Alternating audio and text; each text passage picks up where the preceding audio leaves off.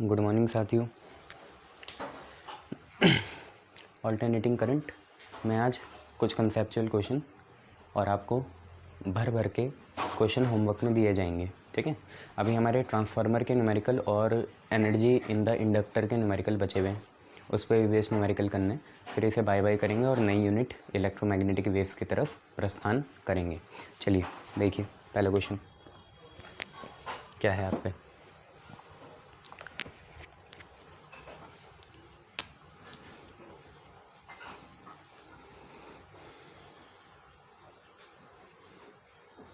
देखिए आप पे एक क्वेश्चन है पहला, अब थोड़े कंसेप्चुअल बेस आएंगे, रीजनिंग बेस। पहला क्वेश्चन है कि what is the function of what is the function of choke coil in fluorescent tube. आप पे क्वेश्चन है कि चोक कॉइल का क्या फंक्शन है फ्लोरेसेंट ट्यूब में। यहाँ पे क्वेश्चन है चोक कॉइल का काम क्या है। तो ऑब्वियसली ये वोल्टेज को क्या करती है, रेगुलेट करती है without the loss of power, या हीट का कोई लॉस ना हो, हीट के फॉर्म में कोई लॉस ना हो। ठीक है, तो टू कंट्रोल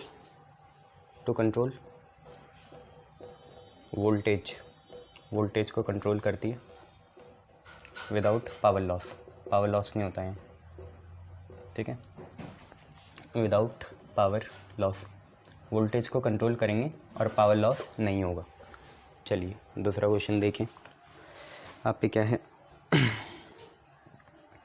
ये क्वेश्चन है आप पे, अ बल्ब एंड, ये क्वेश्चन आते हैं ना इसलिए मैं आपको करा रहा हूँ, इसमें जितने भी वेरिएशन आएंगे वो देख लेना, है ना। पहले ये करेंगे, फिर ट्रांसफार्मर के क्वेश्चन, एनर्जी के क्वेश्चन बाय बाय करेंगे। अगर एक दो आरएलसी सर्किट या रेजोनेंस इम्पीडेंस के निकले तो वो भी कर लेंगे अच्छे वाले। तो अब बल्ब एंड कैपेसिटर आर, दिल को तसल्ली होनी चाहिए, यूनिट को बाय बाय कहने से फ़ायदा क्या है। अब bulb and capacitor are connected in series to AC source when frequency is increase, what happens to the bulb। Bulb पे क्या होगा। ठीक है, बल्ब है और कैपेसिटर है, कैपेसिटर दोनों को हमने सीरीज़ में लगाया है AC सोर्स में, फ्रीक्वेंसी बढ़ा दो तो क्या होगा। बस आपको ये बताना है बल्ब की ब्राइटनेस बढ़ेगी या घटेगी। ठीक है, बल्ब और कैपेसिटर को हमने सीरीज़ में लगा रखा है। तो अगर हम नेट इम्पीडेंस देखें, बल्ब अपने साथ लाएगा रेजिस्टेंस, कैपेसिटर अपने साथ लाएगा एक्सेल। ठीक है, तो Z is equal to under root, bulb तो रजिस्टर ही होता है ना, लोड रजिस्टर, और कैपेसिटर अपने साथ XC लाएगा, कैपेसिटिव रिएक्टेंस, तो R² प्लस XC का स्क्वायर, ये होगा। XC होता है 1/ओमेगा C का स्क्वायर, तो अंडर रूट R² XC होगा 1/ओमेगा C का स्क्वायर। ठीक है, ये है। और ओमेगा क्या होता है, ओमेगा आपको पता है 2 पाई न्यू फ्रीक्वेंसी होता है। अब आप खुद ही सोचो कि अगर हम Z और न्यू का कैसे रिलेशन है, आप खुद देखो, इन्वर्स रिलेशन है, दिख रहा है, न्यू नीचे है, Z का ऊपर है। अब वो तुम भूलो कि रूट है या क्या है, बट बेसिक रिलेशन तो कैसा है, Z और न्यू का इन्वर्स रिलेशन है। ठीक है भैया, अगर आप फ्रीक्वेंसी को बढ़ा दो, देखो Z ऊपर है, न्यू का है नीचे है, फ्रीक्वेंसी को बढ़ा दो तो Z क्या हो जाएगा, कम हो जाएगा। Z अगर कम हो गया मतलब नेट इम्पीडेंस या नेट रेजिस्टेंस करंट कम हो गया, तो करंट फ्लो होगा मैक्सिमम, और करंट अगर मैक्सिमम फ्लो होगा तो बल्ब अब सबसे ब्राइटेस्ट ग्लो होगा। क्लियर है इतनी बातें, बल्ब अब सबसे ब्राइटेस्ट होगा। क्लियर है, शाबाश। अच्छा, अगर हम यहाँ, अब एक क्वेश्चन आपने ये देख लिया, अब जरा हम एक काम करते हैं, कैपेसिटर की जगह यहाँ चोक कॉइल लगा देते हैं। चोक कॉइल या कोई इंडक्टर, या तो चोक कॉइल या इंडक्टर। चोक कॉइल अपने साथ एक्सेल लाएगा, यहाँ एक्सेल हो जाएगा, यहाँ फिर क्या हो जाएगा, एक्सेल होता है ओमेगा एल, तो 2 पाई न्यू एल का होल स्क्वायर हो जाएगा। अरे भैया एक्सएल कितना होगा, ओमेगा एल होगा ना, ओमेगा होगा 2 पाई न्यू एल। अब जेड और न्यू का बीच में रिलेशन कैसा आ गया, डायरेक्ट आ गया। न्यू बढ़ेगा जेड भी बढ़ेगा, जेड बढ़ा तो रेजिस्टेंस ज़्यादा है, करंट हो जाएगा मिनिमम, और बल्ब सबसे डिमेस्ट ग्लो करेगा, सबसे डिम हो जाएगा। तो देखो चोक कॉइल या इंडक्टर के केस में बल्ब डिम हो जाएगा अगर हम फ्रीक्वेंसी को क्या कर दें, बढ़ा दें। और अगर कैपेसिटर हो तो कैपेसिटर में फ्रीक्वेंसी और जेड के बीच में कैसे रिलेशन है, इन्वर्स है। फ्रीक्वेंसी बढ़ा दोगे तो जेड कम हो जाएगा, जेड कम होगा तो करंट बढ़ जाएगा, करंट बढ़ गया तो बल्ब ज़्यादा ब्राइट ग्लो करेगा। क्लियर है इतना भैया, शाबाश। चलिए नेक्स्ट क्वेश्चन।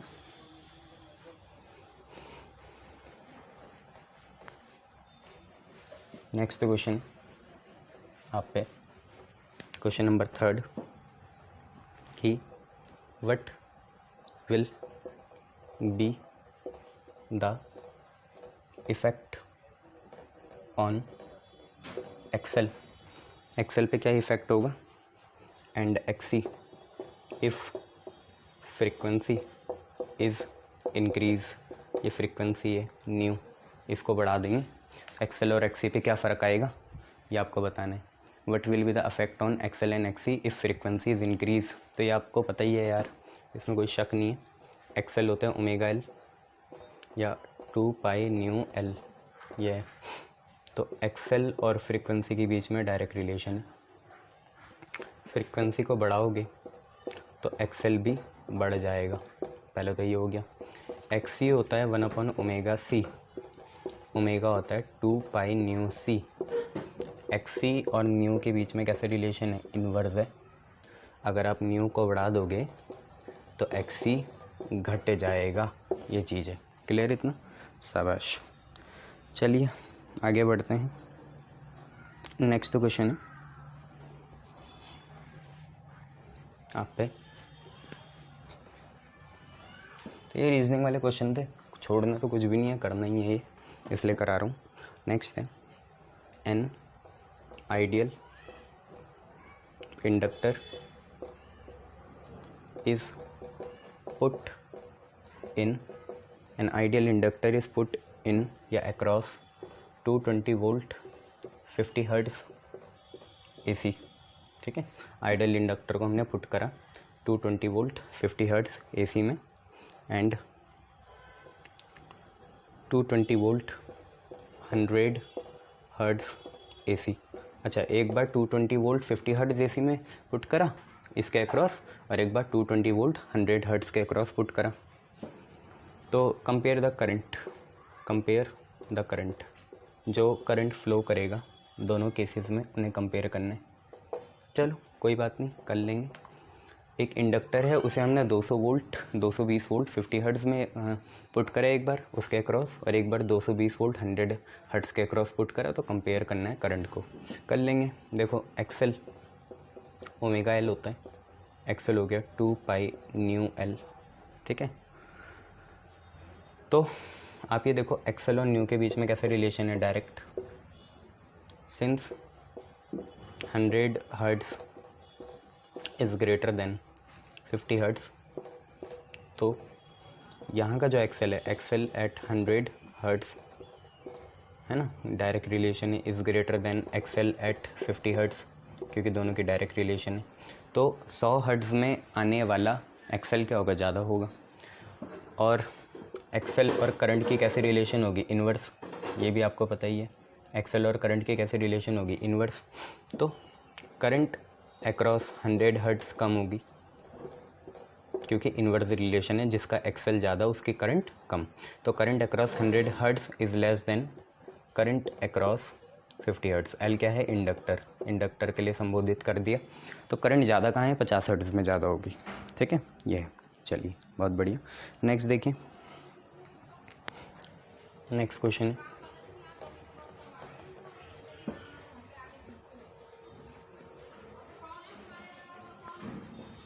आपसे, क्वेश्चन है frequency of AC is doubled, frequency of AC is doubled, AC की फ्रीक्वेंसी डबल्ड कर दी, तो what happens to what happens to XL and XC, XL और एक्सी में क्या फ़र्क पड़ेगा, ये हमसे क्वेश्चन है। एसी की फ्रीक्वेंसी डबल कर दी, एक्सएल और एक्सी में क्या फ़र्क पड़ेगा। देखो एक्सएल ओमेगा एल होता है, ओमेगा होता है 2 पाई न्यू, तो एक्सएल और फ्रीक्वेंसी के बीच में क्या है, डायरेक्ट रिलेशन है। और एक्सी होता है 1 अपॉन ओमेगा सी, तो एक्सी और फ्रीक्वेंसी के बीच में इन्वर्स रिलेशन है। अगर नई वाली फ्रीक्वेंसी पुराने वाले का 2 टाइम्स हो गई, अगर नई वाली फ्रीक्वेंसी पुराने वाले का 2 टाइम्स हो गई, तो अगर यहाँ फ्रीक्वेंसी डबल होगी तो एक्सएल भी डबल होगा, तो नया वाला जो होगा वो 2 टाइम्स होगा पुराने वाले के, और यहाँ पे हाफ़ हो जाएगा क्योंकि इन्वर्स रिलेशन है, ये डबल तो वो हाफ़, तो नया वाला जो होगा एक्सी कैपेसिटिव रिएक्टेंस वो हाफ़ होगा पुराने वाले के। ठीक है, ये तो ये आप पे रिलेशन थी, देख लेते हैं, ये हमने करी भी थी इसलिए मैं आपको बता रहा हूँ। क्लियर, शाबाश। अब नेक्स्ट है, ये मैंने आपको वैसे ओरली बता भी दिया था कि क्यों ऐसे क्यों है, why ordinary moving coil ammeter या मूविंग कॉइल गैल्वेनोमीटर। ठीक है, why ordinary moving coil ammeter या moving coil galvanometer not been useful for AC, AC के लिए यूज़फुल क्यों नहीं है। ऑर्डिनरी मूविंग कॉइल एमीटर या मूविंग कॉइल गैल्वेनोमीटर इसके लिए एसी के लिए यूज़फुल क्यों नहीं है, क्योंकि मूविंग कॉइल एमीटर या moving coil galvanometer full cycle के करंट को मेज़र करता है, और IAC फुल साइकिल में कितना आता है, 0 आता है, दैट्स वाई यूज़ ही नहीं है। तो सिंस IAC फुल साइकिल में 0 आता है तो हमेशा वैल्यू 0 ही आएगी, नो डिफ्लेक्शन, कोई डिफ्लेक्शन होगा ही नहीं, इसलिए इसमें कौन सा यूज़ करते हैं, हॉट वायर एमीटर यूज़ करते हैं, जो हीटिंग इफेक्ट ऑफ करंट पे बेस होता है, जो RMS वैल्यू को मेज़र करता है। क्लियर है इतना, शाबाश। नेक्स्ट है question, a choke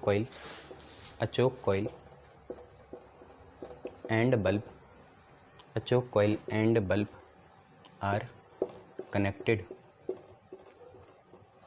in series. A choke coil and bulb are connected in series across AC source.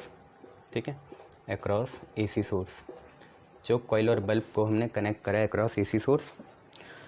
Bulb shines brightly, ठीक है, बल्ब शाइन्स ब्राइटली, बल्ब और अच्छे से शाइन करेगा।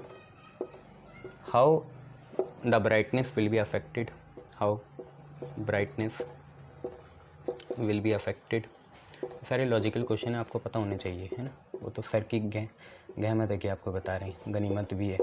ठीक है, तो how brightness will be affected if iron core, और आयरन कोर की ना जो परमेबिलिटी होती है एयर कोर से ज़्यादा होती है ना, इंडक्टिविटी भी, तो if iron core is inserted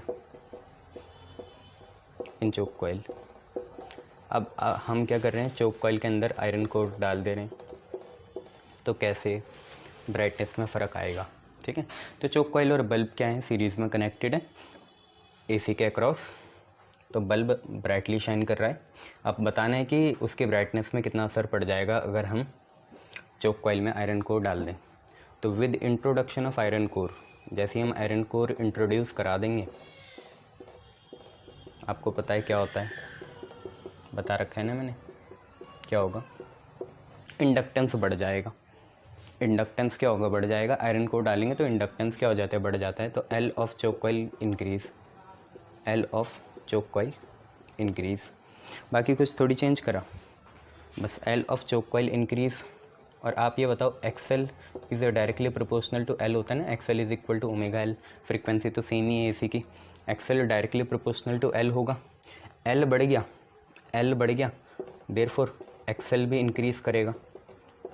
अब अगर एक्सएल इंक्रीज़ कर गया तो Z भी क्या करेगा, इंक्रीज़ करेगा, क्योंकि Z होता है अंडर रूट, बल्ब का हो गया रेजिस्टेंस R², चोक कॉइल का हो गया एक्सएल का स्क्वायर, तो Z भी क्या कर जाएगा, इंक्रीज़ कर जाएगा, Z इंक्रीज़ कर जाएगा तो करंट डिक्रीज़ करेगा, करंट डिक्रीज़ करेगा तो बल्ब अब डिम हो जाएगा, ये चीज़ है। ठीक है, बल्ब अब क्या हो जाएगा, डिम हो जाएगा। क्लियर है इतना, शाबाश।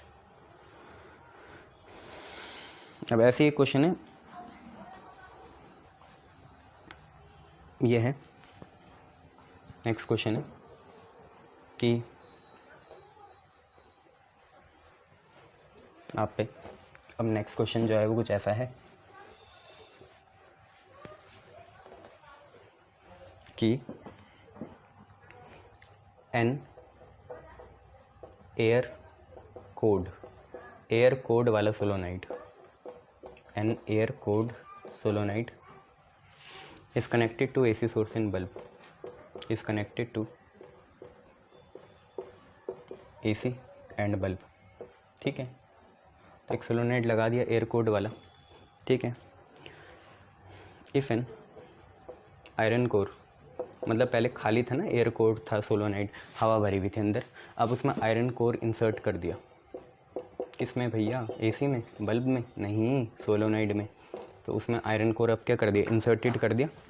How brightness changes, how brightness changes, आपको ये पता डिम हो जाएगी। एयर कोड मतलब क्या हुआ कि पहले कुछ नहीं है, पहले वो खाली है, अब उसके अंदर आयरन कोर डाल दिया, तो ब्राइटनेस कैसे चेंज होगी आपको ये पता है। तो हम लिखेंगे सिंस, अभी आपको बोल ही रहा था मैं जहन में कि since L of iron core is greater then L of air, ये तो आपको पता ही है, L of iron core greater है L ऑफ एयर से। सो अब देयरफॉर अब L क्या हो गया? इंक्रीज़ हो गया, L बढ़ गया। पहले तो हवा थी ना, अब आयरन डाल दिया, L बढ़ गया। एक्सेल भी क्या करेगा? इंक्रीज़ करेगा। एक्सेल इंक्रीज़ करेगा तो Z भी क्या करेगा? इंक्रीज़ करेगा, क्योंकि Z होता है √R² प्लस एक्सेल का स्क्वायर। R तो वही है, एक्सेल बढ़ गया तो Z भी बढ़ेगा। अब अगर Z बढ़ गया तो करंट क्या हो जाएगा? मिनिमम हो जाएगा, डिक्रीज़ हो जाएगा। करंट डिक्रीज़ हो गया तो बल्ब अब पहले के मुकाबले डिम हो जाएगा, ये आपको पता ही था। बल्ब अब पहले के मुकाबले क्या हो जाएगा? डिम हो जाएगा, ठीक है। ये तो ऐसे आने वाले थे क्वेश्चन, तो ये मैं आपको ऐसे ही बता रहा हूँ, ठीक है। बल्ब पहले के मुकाबले अब क्या हो जाएगा? डिम हो जाएगा, इतना याद रखना है आप लोगों को। क्लियर? गुड। और कोई क्वेश्चन?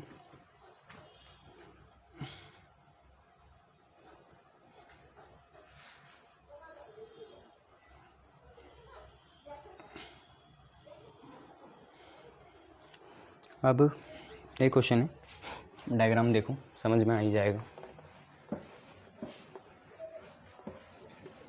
देखो डायग्राम, यहाँ पे आप पे इंडक्टर है, चोक कॉइल भी हो सकती है, बल्ब है यहाँ पे, बल्ब, ये बल्ब है, ठीक है।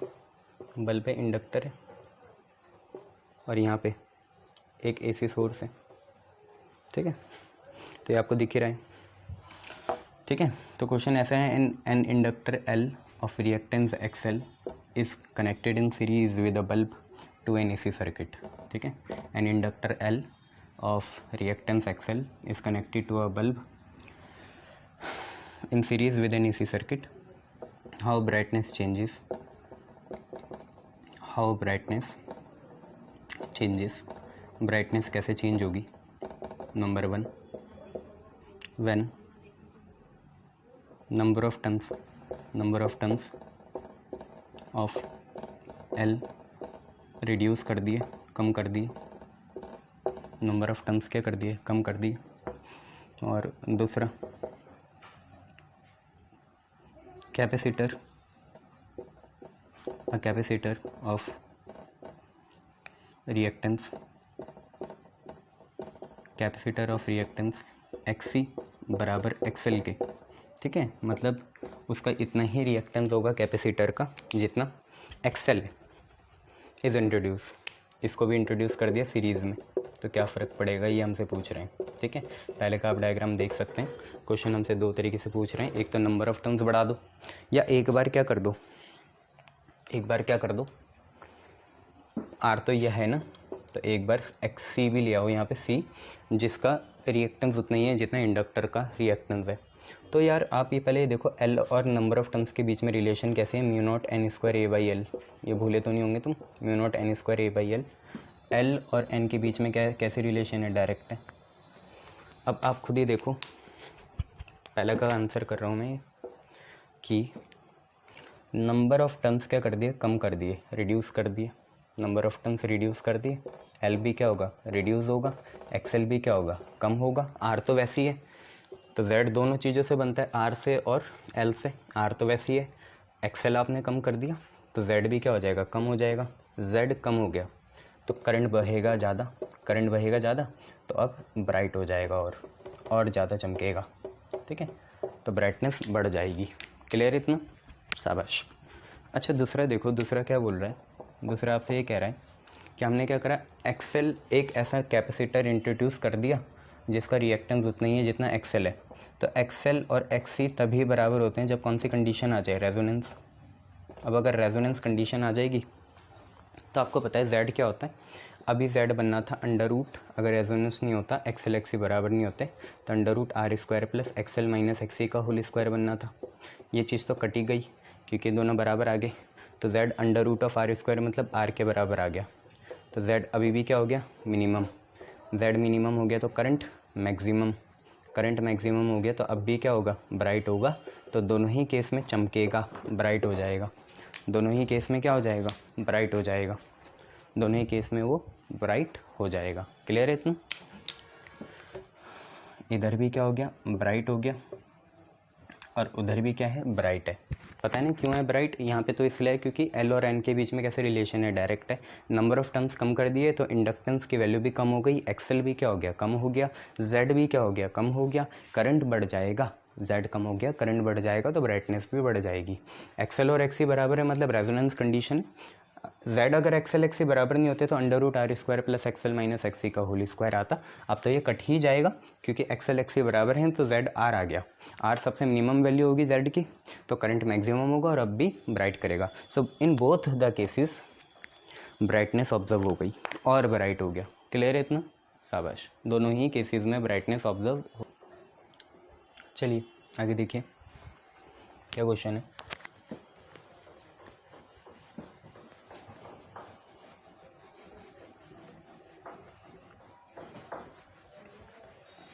देखो आप पे क्वेश्चन है कि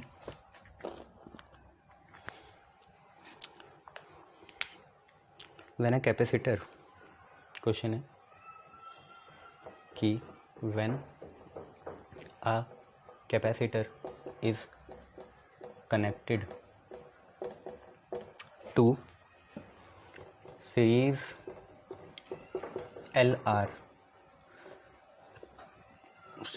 LR सर्किट, करंट जो AC वाला है वो बढ़ जाता है, क्वेश्चन मार्क है भाई क्यों, सोचो यार। देखो एक कैपेसिटर है उसे हमने कनेक्ट करा सीरीज LR सर्किट में, तो करंट क्यों बढ़ गया, मतलब पहले के मुकाबले बढ़ गया करंट। तो पहले का देखते हैं, मान लो जब LR सर्किट है, कौन सा सर्किट है, LR सर्किट है, तो मान लो नेट इम्पीडेंस तुम्हारा Z है, Z1 है, Z1 कितने के बराबर होगा तुम्हें ही पता है, R और L है, तो under root R square plus XL का स्क्वायर होगा, ठीक है। अब C भी ऐड कर दिया, C भी ऐड कर दिया, C को भी ऐड करा, तो अब तो हमारा LCR सर्किट हो गया ना।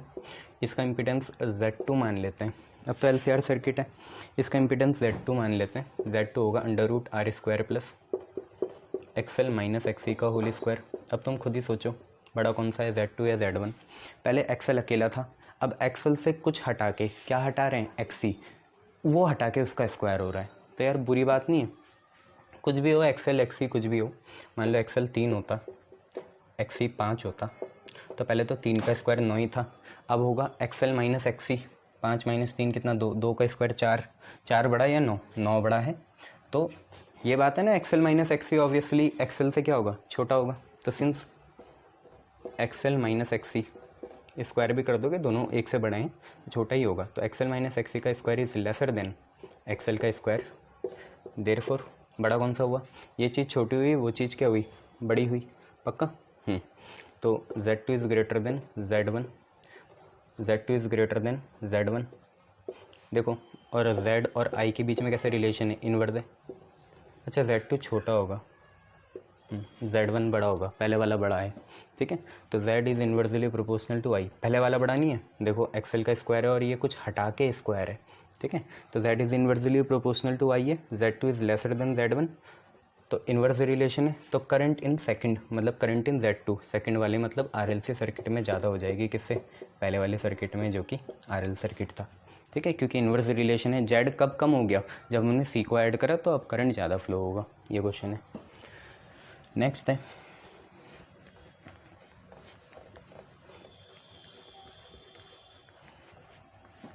आप पे क्वेश्चन है नेक्स्ट कि a radio frequency choke is air cooled while audio frequency choke is iron cooled। ऐसा क्यों है भैया? रेडियो फ्रिक्वेंसी वाली तो एयर कोड करके रखते हो तुम, और ऑडियो फ्रिक्वेंसी वाली आयरन कोड करके रखते हो। तो तुम्हें बस ये पता होना चाहिए फ्रिक्वेंसी किसकी ज़्यादा होती है। जनरली पता है रेडियो फ्रिक्वेंसी ज़्यादा होगी या ऑडियो फ्रिक्वेंसी ज़्यादा होगी, बस फिर समझ में आ जाएगा। ठीक है, तो रेडियो फ्रिक्वेंसी ज़्यादा होती है। तो सिंस सुनो, रेडियो की जो फ्रिक्वेंसी होती है मेगाहर्ट्ज़ में होती है, वो ऑडियो फ्रिक्वेंसी किलोहर्ट्ज़ में होती है। तो रेडियो फ्रिक्वेंसी जो है ग्रेटर देन है किससे, ऑडियो फ्रिक्वेंसी से। इतना क्लियर है? ठीक है, एक तो फैक्ट हमें ये पता चला यहाँ पे कि रेडियो फ्रिक्वेंसी ऑडियो फ्रिक्वेंसी से ज़्यादा है। हमें नहीं पता, बस कर रहे हैं, रेडियो फ्रिक्वेंसी ऑडियो फ्रिक्वेंसी से ज़्यादा है।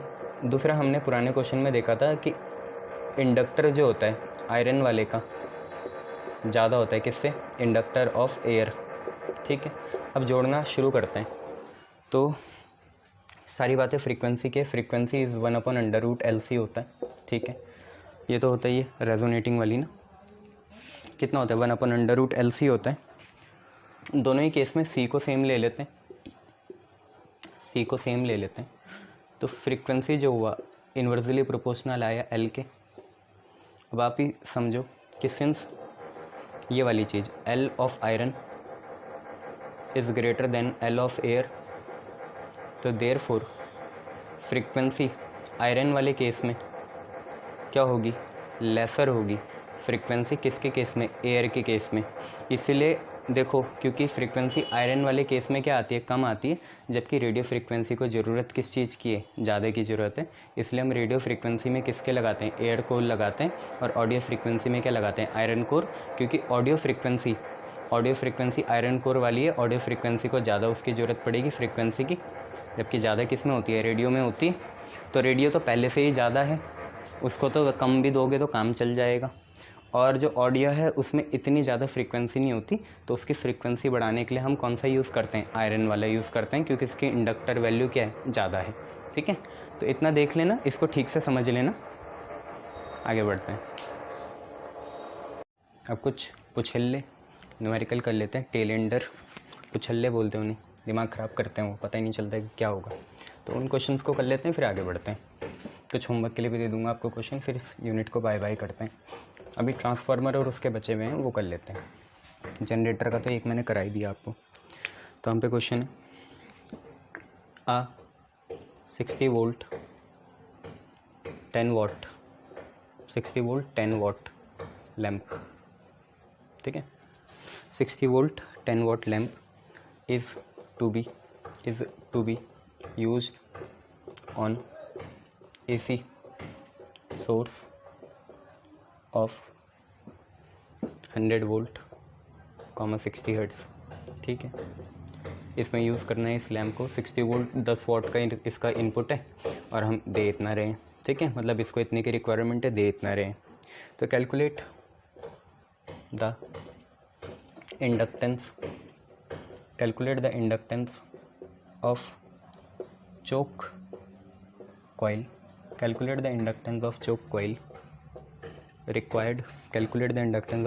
required to be put in series to run the lamp को रन करने के लिए कितना हमें चोक कॉइल लगाना पड़ेगा।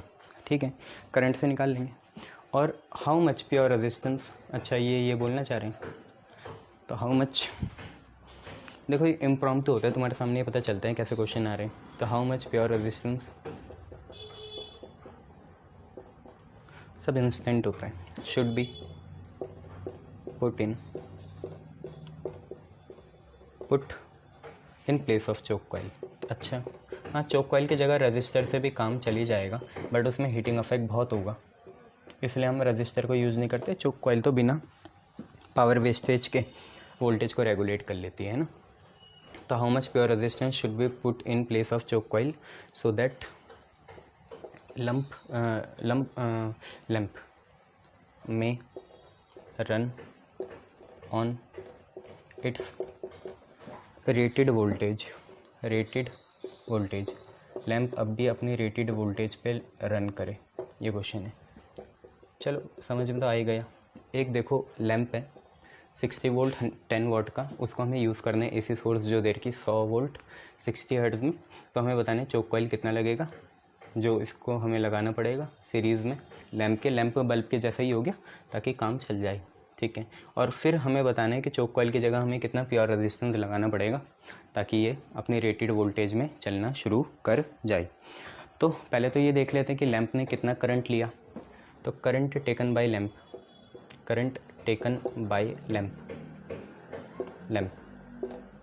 उसको पावर से भी निकाल सकते हैं। आई निकाल दो, I is equal to V upon R, है ना। देखो power is equal to I V पता होगा तुम्हें, power is equal to I V, है ना। तो आई की वैल्यू होगी पी बाई वी। देखो पावर कितनी रिक्वायरमेंट है लैम्प को, लैम्प 10 वाट पे काम करता है, ठीक है। और 10 वाट के करस्पॉन्डिंग कितनी वोल्टेज लगती है, उससे 60 लगती है, ठीक है। अभी इसकी बात नहीं करेंगे, लैम्प की बात करें कि लैम्प को वर्क करने के लिए कितनी करंट की ज़रूरत है। तो वो है 1/6 एम्पियर। क्यों भाई, क्यों ऐसे बताओ। अब खुद ही देखो ना, ये लैम्प डीसी वाला होगा तो ये बिना चोक कॉइल के भी काम कर जाएगा। तो बिना चोक कॉइल के अगर इसे काम करने है तो कितनी करंट की रिक्वायरमेंट है, जितनी इसकी रेटिंग है। तो रेटिंग क्या है, power upon voltage, P is equal to I V होता है। तो वहाँ से करंट निकाल दिया कि लैम्प को कितनी ज़रूरत है, 1/6 एम्पियर है।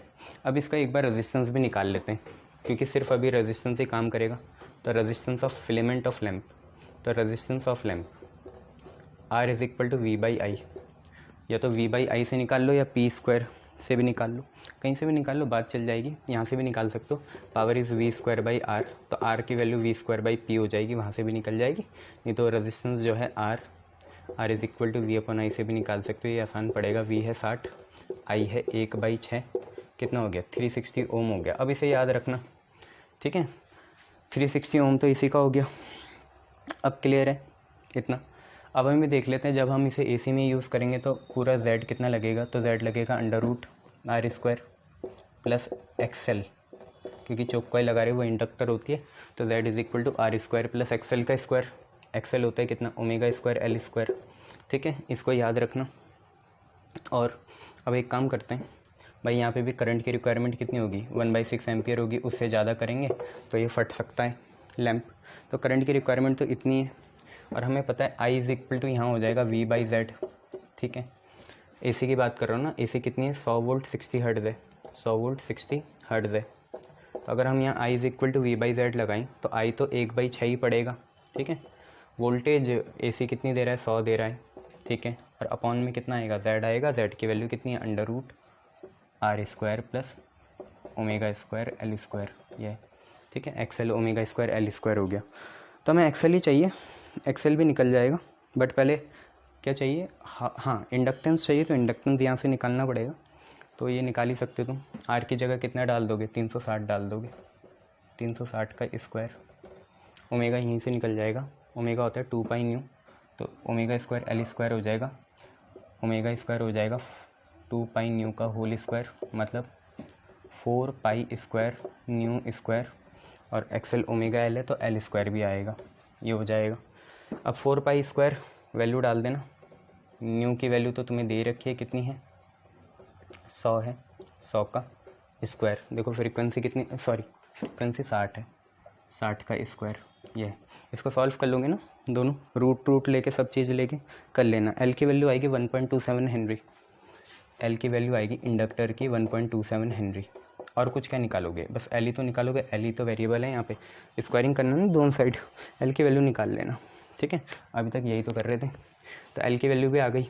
अब उन्होंने बोला कि इसकी जगह कितना प्योर रेजिस्टेंस लगाएं ताकि वो चोक कॉइल के जैसा ही काम कर जाए, करंट भी वो भी कितना दे 1/6 एम्पियर दे, तो हम टोटल रेजिस्टेंस निकाल लेते हैं और फिर उससे 360 माइनस कर लेंगे, ठीक है, क्योंकि 360 तो फिलामेंट का खुद का ही है। तो let R dash be the total resistance, R dash हमारा हो गया टोटल रेजिस्टेंस, आर डैश कुछ और नहीं है, हमारा टोटल रेजिस्टेंस है, ठीक है। तो करंट तो अभी भी आई है, तो ये होगा V बाई आर डैश, आई है 1/6, वोल्टेज आपकी 100 है, आर डैश निकाल लो, तो आर डैश आपका निकल जाएगा। आर डैश कितना आएगा 600 आ गया। अब ये आर डैश टोटल है, ये होगा R external plus R of lamp, कितने के बराबर होगा 600 के, सीरीज़ में ही लगाओगे ना, ठीक है। तो R external plus R of lamp, R of lamp कितना है 360 है, तो आर एक्सटर्नल कितना आ गया 600 माइनस 360, करो ज़रा कितना आ गया 240 आ गया शायद, 3 4 5, हाँ 240। तो हमें 240 ओम एक्स्ट्रा लगाना पड़ेगा, तब बात बन जाएगी, ठीक है। तो पहले तो आपने क्या करा, डीसी वाला निकाला, करंट कितना लगेगा, वही करंट हर फेज़ में चाहिए, उससे ज़्यादा आएगा और कम आएगा, ज़्यादा आएगा तो ख़राब हो जाएगा लैम्प, कम आएगा तो जलेगा ही नहीं, ठीक है। तो एक बार एसी के लिए निकाला, फिर देखा टोटल रेजिस्टेंस कितना लगेगा, टोटल में भाई एक्सटर्नल भी है और लैम्प का भी है, लैम्प का आपने पहले निकाल दिया था 360 आया था, सारी महागाथा ये है, इसको सॉल्व करना था, दोनों को माइनस करते तो 240 ओम एक्स्ट्रा पड़ेगा आप पे, बट इतना दे नहीं पाएंगे, लैम्प का इतना ज़्यादा है, ये इतना ज़्यादा है, हीट लॉस कितना हो जाएगा, ठीक है। इसलिए क्वेश्चन को ठीक से देख लो, आगे बढ़ते हैं। चलिए नेक्स्ट क्वेश्चन देखिए।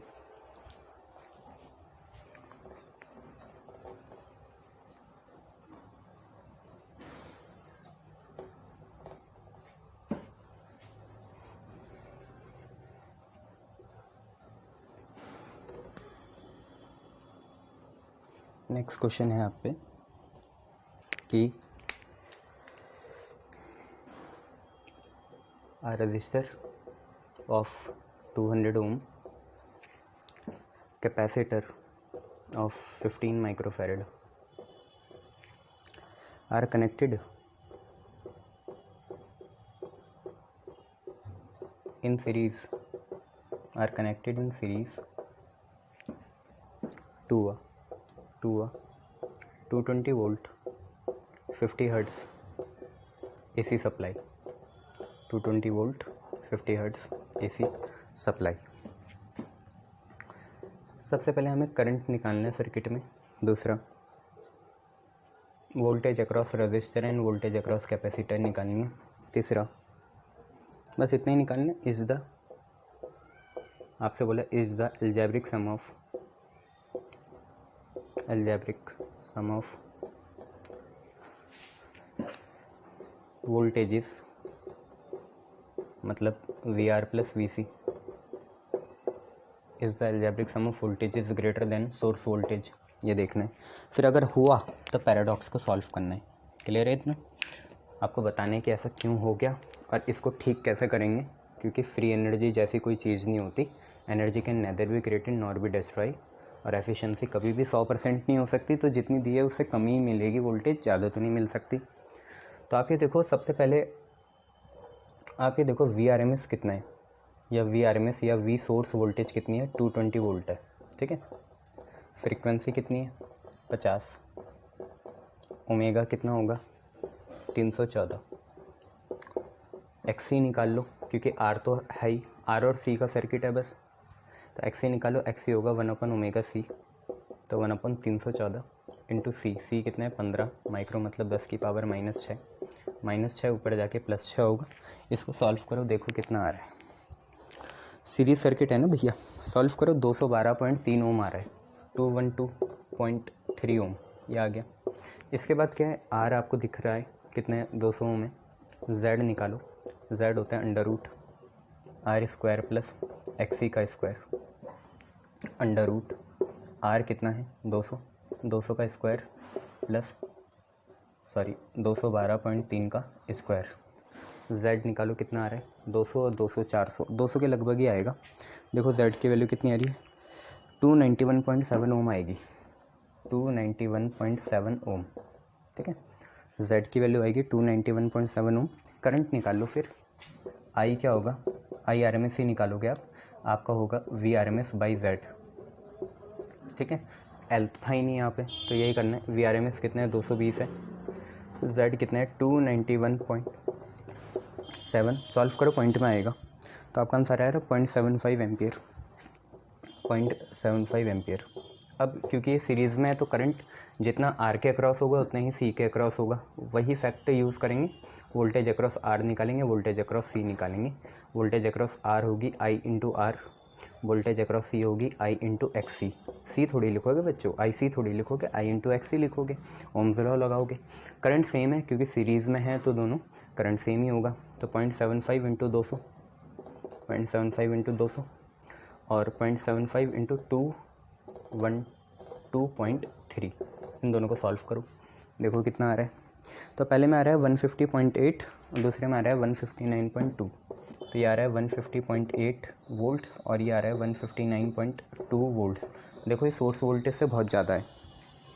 अगर हम V टोटल देखें तो वो है VR प्लस VC। VR कितना है, VR है 150.8, VC कितना है 159.2।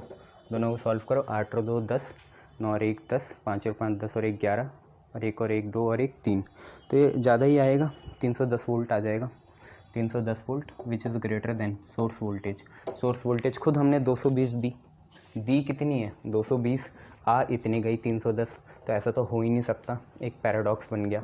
इस पैराडॉक्स को सॉल्व करना है या इस पैराडॉक्स का कुछ एप्लीकेशन होगा, क्योंकि एनर्जी कभी भी इनपुट से ज़्यादा नहीं हो सकती। तो इस पैराडॉक्स को सॉल्व कैसे करेंगे, पैराडॉक्स को रिजॉल्व करना है। पैराडॉक्स क्या है कि यार दी आपने 220 थी और आ आपका टोटल कितना गया 310। तो पैराडॉक्स को सॉल्व ऐसे करेंगे कि voltages are not in same phase. Voltages को हम डायरेक्ट ऐसे ऐड नहीं कर सकते algebraically, voltages are not in same phase. अगर आपको फेज़र डायग्राम याद है तो जो मैं कहना चाह रहा हूँ वो आपको समझ में आ ही गया है कि वोल्टेज अक्रॉस R ऐसे होती है, L ऊपर होती है, C नीचे होती है, इन दोनों के बीच में कितना होता है 90 डिग्री। तो इनका जो टोटल बनेगा वो इनके बीच से जाएगा ऐसे V टोटल। तो असली में V टोटल ऐसे निकलेगा कि अंडर रूट VR का स्क्वायर प्लस VC का square plus 2 times of VR VC और कॉस इनके बीच का एंगल कितना है भैया 90 है। दिख रहा है आपको कितना एंगल है दोनों के बीच में, VR और VC के बीच में 90 है। ऐसा क्यों कर रहे हैं सर, डायरेक्ट क्यों नहीं ऐड कर रहे, क्योंकि बेटा ये इन्हें फेज़र से रिप्रेजेंट करते हैं तो डायरेक्ट ऐड नहीं हो सकता, आप इन्हें ऐसे ही ऐड करोगे वेक्टर के जैसे, तो ये तो cos 90 जीरो होता है, ये पूरी टर्म गायब हो गई, बस इतना आया। अब देखते हैं ये कितना आ रहा है, आएगा तो सोर्स से कम या उसी के बराबर आएगा। तो VR कितना है 150.8, इसका करेंगे स्क्वायर, और VC कितना है 159.2, इसका भी करेंगे भैया स्क्वायर। तो देखेंगे V टोटल कितना आ रहा है, स्क्वायर करो ऐड करो भाई बताओ कितना आ रहा है। तो ये आपका लगभग 220 वोल्ट ही आएगा, 220 वोल्ट। तो पैराडॉक्स हमने सक्सेसफुली सॉल्व कर दिया। पैराडॉक्स क्या था कि VR और VC ऐड करके 310 आ गया, आपने दिया 220 है, हो कैसे जाएगा 310। Energy can nether be created, free energy जैसी कोई चीज़ नहीं होती, एफिशिएंसी वैसे भी इसकी 100% से ज़्यादा नहीं हो सकती। तो आप फंडा ही गलत लगा रहे हो। तो सही फंडा क्या है, क्या सही फंडा था कि ये दोनों सेम फेज में नहीं थे। अगर आप नेट भी निकालना चाहते हो तो कैसे निकालोगे, वेक्टर एडिशन से निकालोगे, अलजेब्रिक एडिशन या स्केलर एडिशन से नहीं निकालोगे। ये मेथड गलत है, ये जो करा ये गलत है, आपको निकालना ऐसे पड़ेगा। और ऐसे निकाला तो 220 वोल्ट ही आ गया जितना दिया था। क्लियर है इतना, शाबाश। अब थोड़े आप वैसे क्वेश्चन करो, कौन से वाले, एनर्जी वाले। क्वेश्चन क्या है, क्वेश्चन है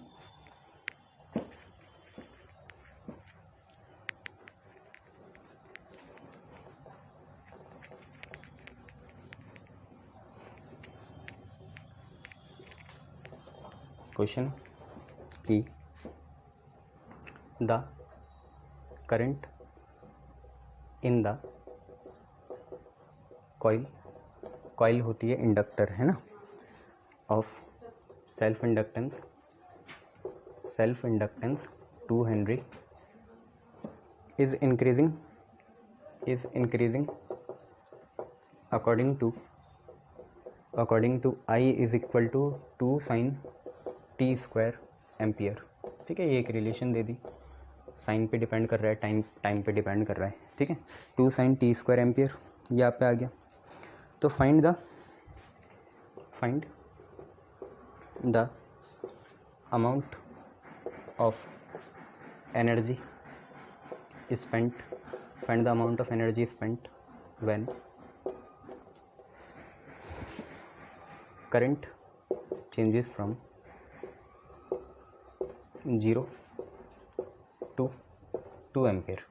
अब आपको फार्मूला पता होना चाहिए, energy stored in the inductor क्या होता है, पता है ना, हाफ LI स्क्वायर होता है। तो आपको ये पता होना चाहिए करंट कितना आ गया, ठीक है, आप निकाल ही लोगे। इंक्रीज इन करंट भी निकाल लो, एनर्जी स्पेंट निकाल लो, कोई नहीं है, मैं आपको फार्मूला बता देता हूँ। एनर्जी तो पोटेंशियल होगी और फार्मूला होता है हाफ LI स्क्वायर, ठीक है। आई यहाँ पे आपका एवरेज होगा, क्यों, क्योंकि दो चीज़ें हैं। तो देखो आई मिनिमम क्या होगा, मिनिमम आप खुद देखो, आई मिनिमम अगर आपको निकालना है, रिलेशन आपको वो दे रखी, आई मिनिमम के लिए आपको सबसे मिनिमम करंट कब फ्लो होगा, जब स्टार्ट ही ना हुआ हो, टाइम कितना हो, 0 हो, जब आप ऑब्जर्वेशन स्टार्ट कर रहे हो तो आई मिनिमम होगा, टाइम 0 डाल देंगे तो 2 साइन, ठीक है, वहीं डालना है, वही है, तो 2 साइन 0 का स्क्वायर, साइन 0 0 होता है, तो 2 इंटू 0 आया, 0 का स्क्वायर चलेगा ना, साइन 0 0 हो गया, तो आप पे 0 एम्पियर आ गया। आई मैक्सिमम निकालना है तो आपको टाइम की ऐसी वैल्यू रखनी है कि साइन की मैक्सिमम वैल्यू आई, तो टाइम आपका होगा फिर π/2। बच्चों आपको पता है ना टाइम ऐसे ही चलता है, यहाँ पाई 2 पाई है ना, पीरियोडिक टर्म्स में है ना, तो कितना आएगा 2 साइन t स्क्वायर है, π/2 का स्क्वायर, ठीक है, ये होल स्क्वायर होगा फिर है ना, साइन 91 होगा, 2 इंटू 1 का स्क्वायर कितना आएगा, 2 ही आएगा। अच्छा ये ऐसा होगा कुछ, साइन स्क्वायर टी होगा, ये होगा, ठीक है, चेंज कर लो, बुक में मिस प्रिंट होगा, ऐसे तो कभी हो ही नहीं सकता ना, एंगल का स्क्वायर दें। तो आई मिनिमम आपका आ गया 2 साइन स्क्वायर 0 और ये आ गया 2 साइन स्क्वायर π/2, ठीक है। टाइम कैसे चलता है, हाफ साइकिल होगी 0 से π/2, फिर π/2 से पाई, ऐसे चलेगी पीरियोडिसिटी में। तो आई मिनिमम आपको पता चल गया कितना है, 0 एम्पियर है। आई मैक्सिमम कितना है, 2 इंटू 1 का स्क्वायर 2 है। तो आई एवरेज आपको पता चल गया, या आई का चेंज कितना है, आई का चेंज लिखेंगे यहाँ, आई नेट है ना, एवरेज तो नहीं आएगा, नेट आएगा। तो आई नेट हो गया I maximum minus I minimum, ये आ गया 2 माइनस 0 कितना, 2 एम्पियर। एनर्जी स्पेंट देख लेंगे हाफ, एल की वैल्यू कितनी है, एल की वैल्यू 2 है, और आई कितना है, 2 का स्क्वायर, 2 से 2 कैंसिल, 2 का स्क्वायर 4 जूल आपका आंसर आ जाएगा, ठीक है। ध्यान से पढ़ लेना इस क्वेश्चन को, कैसा है, वो फंक्शन में ही गलती थी तो मैंने अब ठीक कर दिया वो फंक्शन। चलो नेक्स्ट देखो क्या है, यहाँ पे नेक्स्ट क्वेश्चन है,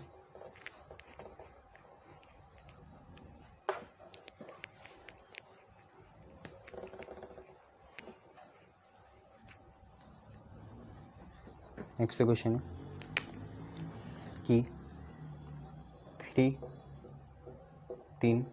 थ्री सीरीज़ कैपेसिटर्स, 3 सीरीज़ के कैपेसिटर्स हैं ऑफ कैपेसिटेंस, 3 सीरीज़ कैपेसिटर्स हैं या कैपेसिटर्स हैं ऑफ कैपेसिटेंस 2, 3 and 6 माइक्रोफैरड, सब माइक्रोफैरड में 2, 3 and 6 microfarad are charged bye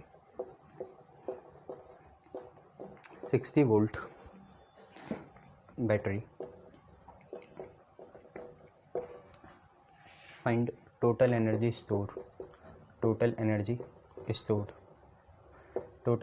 stored निकालनी है आपको। अब ये यहाँ आ गया तो कर ही लेते हैं, हाफ CV स्क्वायर लगाओगे आप यहाँ, और कुछ नहीं, ठीक है। सीरीज़ कैपेसिटर है, C सीरीज़ ऐसे निकलेगा 1/C सीरीज़, यही धोखा होना था, ठीक है, ये हमने ठीक कर लिया, क्योंकि कैपेसिटर में सीरीज़ ऐसे निकलता है। तो 1/2 + 1/3 + 1/6, एलसीएम आपको पता है 2 3 6 का 6 ही आएगा, 2 3 जा 6, 3 2 जा 6, 6 1 जा 6, 3 4 5 6, 6/6 आया, मतलब 1 माइक्रोफैरड, ठीक है। तो C सीरीज़ भी इतना ही आएगा, 1/1 कितना होगा, 1 माइक्रोफैरड। एनर्जी स्टोर्ड निकाल लेंगे हाफ C सीरीज़ V का स्क्वायर, हाफ CV स्क्वायर होता है ना, ये लगा देंगे, तो हाफ इंटू C सीरीज़ है 1 माइक्रो के लिए 10 की पावर -6, और V का स्क्वायर 60 का स्क्वायर चलेगा, 60 का स्क्वायर कितना आएगा, हाफ इंटू 60 का स्क्वायर हो गया 3600 इंटू 10 की पावर -6, तो 2 और ये 1800 बार जाएगा, तो ये आ जाएगा 18, 2 0 से वो कैंसिल, तो 18 इंटू 10 की पावर -4 जूल, ये हम लिख सकते हैं, या 1800 माइक्रोजूल भी लिख सकते हैं, बट इससे भी काम चल जाएगा। ठीक है, शाबाश। ओके, नेक्स्ट है question.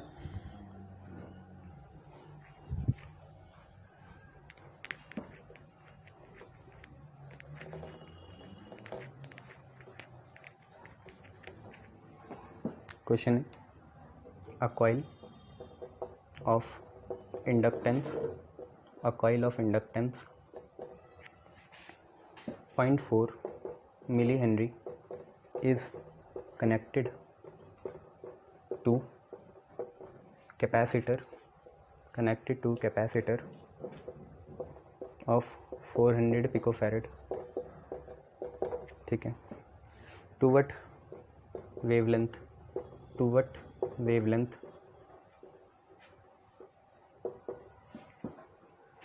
is this circuit tuned। एक ऑडियो ट्यूनिंग सर्किट होगा, तो हमें बताने किस वेवलेंथ तक ये सर्किट ट्यून्ड होगा। तो वेवलेंथ निकल जाएगी, कोई इतनी बात नहीं है। देखो, आपको पता है लाइट की स्पीड होती है c, speed is equal to distance हो गया लैम्डा, टाइम पीरियड हो गया t। Speed c, distance lambda, time period t। Speed is equal to distance upon time ही करा, speed is equal to distance upon time, यही करा। देखो इस हिसाब से ठीक है ना, ठीक है। तो speed is equal to distance upon time करा, 1/टाइम फ्रीक्वेंसी होता है, तो लैम्डा न्यू 1/टाइम फ्रीक्वेंसी बना, तो लैम्डा आएगा c/न्यू, इसे संभाल के रखेंगे। अब कॉइल का इंडक्टेंस दे रखा, कैपेसिटर दे रखा, तो इस connected to a capacitor of ये 400 पिकोफैरेड। वेवलेंथ निकालनी है। अब यहाँ पे ना रेजोनेंस ही लगेगा, कुछ भी करो, ट्यून कर रहे हो तो रेजोनेंस ही लगेगा। रेजोनेंस में फ्रीक्वेंसी क्या होती है, 1/2π √LC। उसके बिना आप निकाल ही नहीं सकते इसे। नीड देखे करो ना क्वेश्चन की, जब तक आपको LC दे रखा ना, फिर वो दे रखी वोल्टेज दे रखी ना, करंट दे रखा, कैसे निकाल लोगे ना। तो रेजोनेंस ही कंडीशन लगेगी, नीड ऑफ द आर, जैसा देश वैसा भेज। तो 1/2π √L, L कितना है, L देखो 0.4 मिली हेनरी है, तो 0.4 × 10⁻³ और C कितना है, C है आप पे 400 पिकोफैरेड, तो 400 × 10⁻12। पावर सॉल्व करना, 4 4 जो 16 होगा, 16 का बाहर कितना आएगा, 4 आएगा। ठीक है, यहाँ से फ्रीक्वेंसी निकालना कितनी आ रही है, फ्रीक्वेंसी चेक करो कितनी आ रही है। फ्रीक्वेंसी आपकी ना इन्होंने रेजोनेंस में दे रखी है 10⁻7, ठीक है, 10⁻7 आ जाएगा यहाँ से, 12 13 14 15 और 16 और ये 14 का 7 आ जाएगा बाहर, नीचे -7 ऊपर जाके +7, 2 × पाई बना 6.28 है ना, पाई 3.14 होते हैं, और 16 का 4 बाहर आएगा। तो फ्रीक्वेंसी इतनी है, वहाँ डालना, तो फ्रॉम फर्स्ट से लैम्डा आ जाएगा आपका। C कितना है, 3 × 10⁸ होता है हमेशा लाइट की वेलोसिटी, तो इतनी होती है 3 × 10⁸ अपॉन फ्रीक्वेंसी ये पूरी है, ठीक है। 3 × 10⁸ तो C हो गया, फ्रीक्वेंसी ये पूरी है 10⁻7 और अपॉन में ये आएगा, ये चीज़ ऊपर जाएगी 6.28 और 4 भी ऊपर गया। सॉल्व करो, आपको पता ही चल गया, 10⁻7 से ये 10 बार जाएगा। आंसर निकालिए, 4 3 × 12, 12 × 6.28 करिए, तो आपका 753.6 मीटर आ रहा है, 753.6 मीटर। तो एनर्जी वाले क्वेश्चंस भी हमने यहाँ कवर कर लिए। अब बस ट्रांसफार्मर वाले बचे हैं, वो करते हैं, आगे बढ़ते हैं। ठीक है, शाबाश।